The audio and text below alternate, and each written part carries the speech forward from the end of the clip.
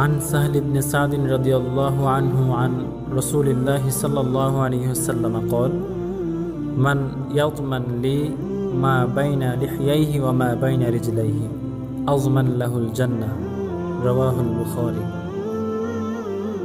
হযরত সাহল ইবনে সাদ রাদিয়াল্লাহু তাআলা আনহু হইতে বর্ণিত আছে যে রাসূলুল্লাহ সাল্লাল্লাহু আলাইহি সাল্লাম ইরশাদ করিয়াছেন, যে ব্যক্তি আমার জন্য তাহার উভয় চোয়াল ও উভয় পায়ের মধ্যবর্তী অঙ্গের দায়িত্ব গ্রহণ করিবে, অর্থাৎ যে সে তাহার মুখ ও লজ্জাস্থানকে অন্যায়ভাবে ব্যবহার করিবে না, আমি তাহার জন্য জান্নাতের দায়িত্ব গ্রহণ করিতেছি। বুখারী। নতুন নতুন ভিডিও পেতে চ্যানেলটি সাবস্ক্রাইব করুন, বেল আইকনে ক্লিক করুন, লাইক করুন, শেয়ার করুন।